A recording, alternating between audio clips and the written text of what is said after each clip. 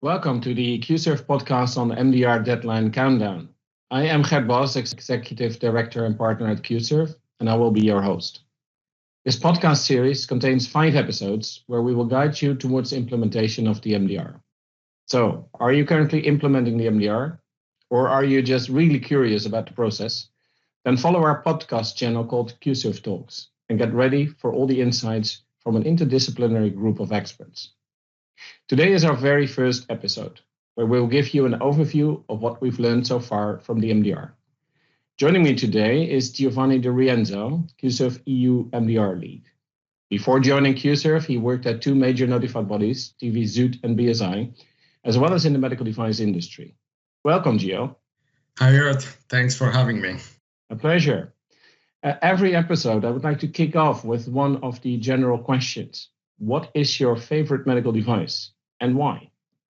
Oh, that's a tough one. There's a lot of interesting stuff out there. It's really difficult to pick one, but my background is on cardiovascular devices, so I probably have to look in that area. And my very first job in the medical device industry was in R&D for heart valves. So definitely I can say I have a soft spot in that area. It's a very fast evolving area, so it's always interesting to keep an eye on that.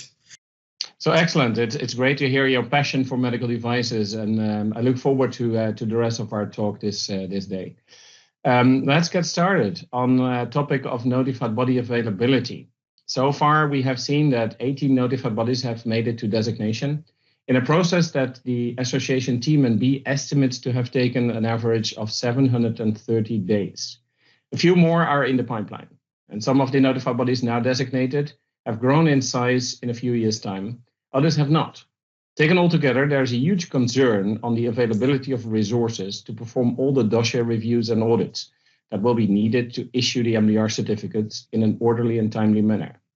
What is your view on this situation and on the underlying concerns? Well, the situation is indeed concerning. I don't believe anyone can deny that. The number of notified body, which is now at 19, is growing regularly, but not fast enough, that's for sure. You are right that some of them, possibly most of them, have grown in size, but is far from being sufficient to cover the demand that they have now and they will have in the next few years. And what is concerning to me is not only the reduced number of notified body, but also their reduced scope. The requirements notified body have to meet for designation under the MDR have increased significantly. So it's not a surprise that some of their scopes of designation is not as large as before. Even if, to be perfectly honest, we haven't seen massive reduction in scopes. We've seen quite regularly some reduction of scope, but not massive yet. There are also multiple other factors that I think are likely to cause some significant delays in the next year. A big one is the duration and the depth of the assessment that notified bodies have to conduct. So far, the assessment of design dossiers for Class 3 device has been very detailed, very in-depth, and requiring multiple man-days of assessor time. Let's say, for the sake of example, something in the range of 10 days plus minus something. While the assessment of technical files of lower risk devices has been to some extent less deep, requiring perhaps a couple of days or something like that. But now, under the MDR, notified body will have to conduct assessments to the same depth, irrespective of the classification. And that is very explicitly said by the member state, by the competent authority, in one of the MDCG guidance document. I believe it's 2019-13. So if they typically spend, let's say, 10 man days on a Class 3 devices, they will spend the same 10 days on a Class 2A devices. Perhaps slightly less if the device is not sterile or if it doesn't come into contact with the patient. So the aspect related to the biological safety are not critical, but roughly the same time, irrespective of the classification. And that's a massive increase. And the additional problem to that is that most notified bodies know very well the number of class 3 device they certify at the moment, but are much less aware of the number of class 2A and 2B device covered by their certificates. So planning resources for them will be a challenge, if at all possible. So the additional procedures required by the MDR will also be a contributing factor on the strain on notified body. And to be fair, on the strain, not only on notified body. There is no need to mention all those procedures. I believe we all know the SSCPs, the PSURs, the additional consultation, the Article 117 opinions. I often say to manufacturers that they might need new departments only dedicated to post-market clinical reporting. But if we look at it from the other side, also notified body will need a lot more people to deal with all the SSCP validation, with the PSUR reviews and so on. And some of the notified body are certainly doing as much as they can to bring in resources. But even with their best will, hiring, but also training, retaining so many people in such a short time is not easy. And then, we both have a notified body background, so we probably can say that. But for some reason, working for a notified body is not seen as the sexiest job in the market. So recruiting is not always easy for them. And to be honest, out of personal experience, I dispute the view, and I would encourage people to give notified body a chance if they can, because at least for me it was better than I thought it would be.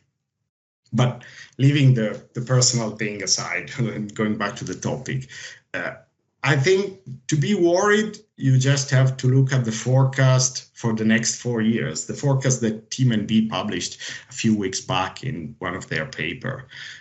They show in this paper the number of certificates that will require being reissued before 2024.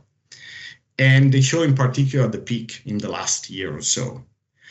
We could talk a lot about this graph, but the bottom line is that is very scary, and it's very difficult to see how the system will be able to cope if nothing change. And I'm not sure what could change, though.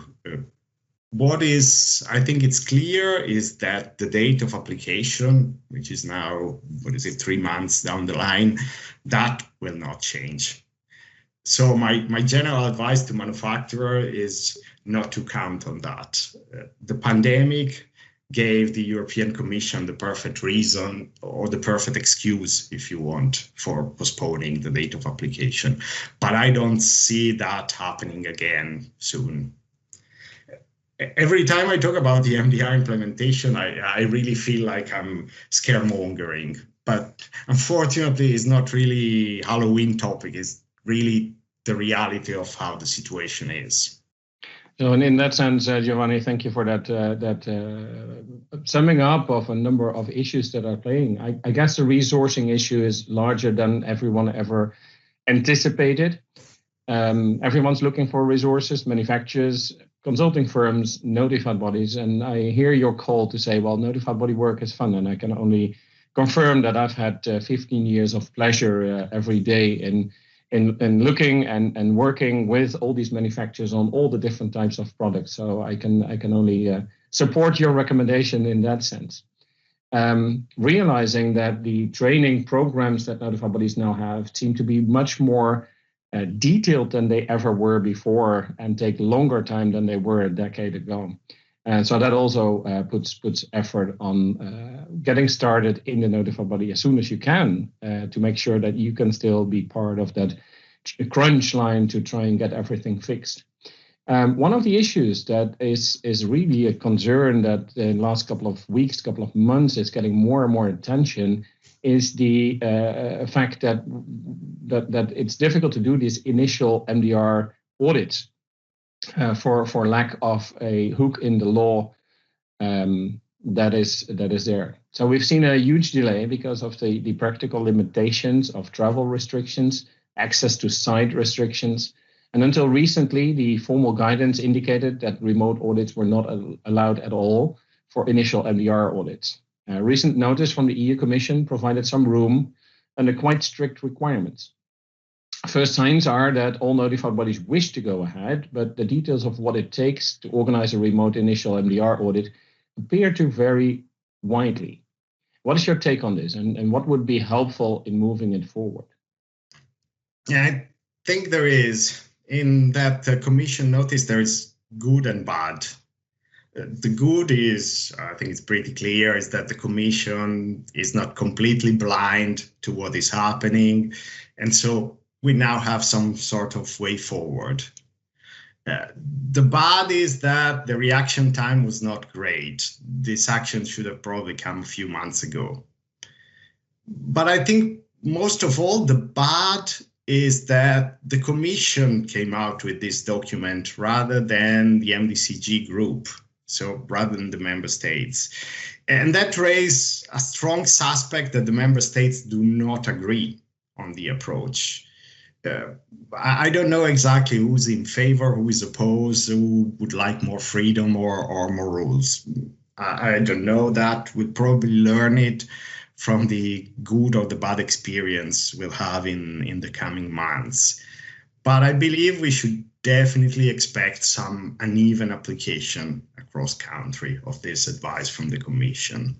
I think a few days back this week, there was a meeting of the MDCG group with this topic in agenda. But as far as I know, no information was released afterwards. So we don't know exactly what happened there and if something was agreed, if some common approach was agreed. The bad or the not so good, if you want, is also that the go-ahead from the Commission is specifically focused on guaranteeing that there is no lack on devices on the European market, which the way I read it, I believe it means that if you're planning to have an MDR audit for a new device, a device that is not already on the market under the directive, you might find it hard to convince your notified body to conduct the audit remotely. I'm not saying it's impossible, but it's definitely going to be extra hard. My advice to manufacturers would be to try and be as proactive as possible in the interaction with their notified body, to build up a justification as to why they should audit the company remotely, and don't wait for them to do it. They are likely not to have the time and not even the desire of doing it for manufacturers. So spoon feed your notified body. Notified body don't like mavericks, but they love proactive manufacturers that make their life a little easier. So take advantage of that and try and get those audits planned. So be proactive is what you say. On the other hand, you're cautious of the notified body saying, well, we don't want too aggressive behavior from the from the manufacturer to the notified body. I've heard some people say, well, it's quite complex to write these justifications that the notified body needs to write. And some notified bodies therefore say basically no unless, whereas others will say, well, yes, unless there's this difficulty in, say, a very new innovative device. I've also heard that people say, well, if you have legacy products, so if they've been to your site before, it will be much easier. But the proposals that I've heard also some people say, and I'd love to hear your comment on that, is should we, if we discuss with the notified body the opportunities, should we already give them a number of bullet points, voluntary basically, but that will help them formulate their risk-based assessment justification? Or is that too far? Is that the maverick that we shouldn't be? No, I think that's the proactive, not the maverick. As I said, try to spoon feed them a little bit, the justification already, and I believe they will be happy with that. Not necessarily they will agree 100%, but they will be happy with that. Okay, so put your shoes on as if you are the notified body, think about yourself in that perspective, and then in a friendly way, try and formulate some of those things to also help your notified body, which is the other way around than we used to see in the past, where notified bodies were there to help you. So a good thing, working together, maybe we can solve some of these issues. We have been talking about some of the crunches, the availability of notified body resources, the problems with remote audits. There's another one coming. The next big thing seems to be the PMCF plans that need to be available in the dossiers for MDR review, but also for legacy products that continue under MDD for a bit longer. Expectations go up, and even plans that were approved 1 or 2 years ago are now no longer accepted and acceptable to some notified bodies. What's your view on this, and how should manufacturers prepare to hit this moving target that seems to go up all the time? Okay, let me start from your comments about plans that were approved but then become not acceptable anymore. Let's be clear, we can't rely ever on something that was approved a couple of years back. Just relax, do nothing, and just wait to crash against the wall. For at least 10 years, I think we have learned that the target is moving. And it's difficult to aim at a moving target, but we know that the target is always moving in the same direction. We know where it's going. So if you are realistic, you can be disappointed, you can be annoyed, and I think we all are to some extent, but you can't be surprised of where the target is. In the past 10 years, we have seen the 2007 47 amendment coming in, and then we saw MedDev 2.7-1 revision 3, and then the revision 4, and then the MDR, and they were all going in the same direction, all in preparation of the last step, so the MDR. You talk about PMCF. That is not a new requirement. It's been there, perhaps with a different emphasis, but it's been there for a long time, and it's been largely ignored, not only by manufacturer, but also by notified body, member states, all the way up. So now manufacturers that could have collected data without pressure throughout the years, now they find themselves with the daunting task of collecting those data in a short time under a very active scrutiny from their notified body. And what is worst is that they all have to do it now at the same time. So most manufacturers are thinking about surveys at the moment. That's a good idea. Surveys are a good tool, they are effective, they're not as burdensome as a study. But the challenge is that they are doing that all at the same time. Hospitals will be swamped with surveys on any patient monitor, any dressing, any catheter, infusion line, whatever they use, they will have a survey. So I believe the key will be in the design and planning of those activities. Try to find the right balance between collecting the right data, the right amount of data, and being burdensome to the individuals you're surveying. Because if you want your survey to be answered and not just be left there on a desk, you will have to be, let's say, lean and effective. Because at the moment, healthcare workers, patients, and the interest is quite low, especially also due to the pandemic period. And one last thing I want to add about PMCF, just to avoid some other things being overlooked, is that the increased PMCF requirements from May this year will apply not only to MDR products, but also to devices that are approved under one of the directives, and they will be placed on the market under the grace period. So keep an eye on those as well, not only on the MDR devices. Yeah, it's good that you say that. It's what I've seen in the last few months as well, Giovanni, that the notified bodies at this stage, a number of them, when they are looking at, say, a change that is not necessarily relating to the PMCF plan and so on, but they're looking at a change. So basically a certification moment. They have the file on their desk. They are looking at an MDD set of documents, and all of a sudden the question pops out: how far are you with your PMCF plans? towards the MDR requirement under Article 120.3.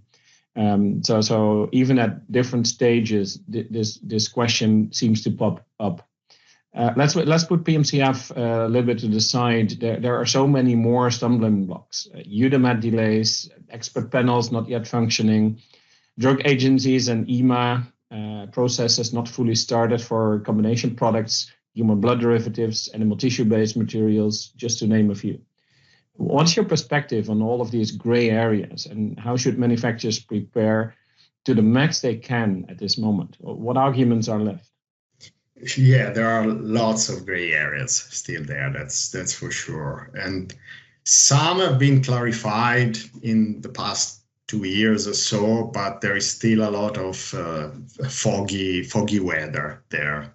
And just to add a couple to your list, we also are expecting something in the area of common specification, the harmonization of standard, certain aspects of classification, and many other.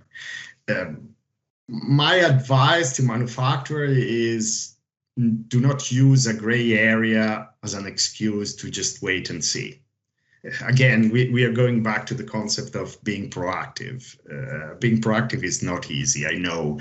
But if you wait when the clarification of the guidance arrives, if it ever arrives, you will not have time to implement it. It will be too late.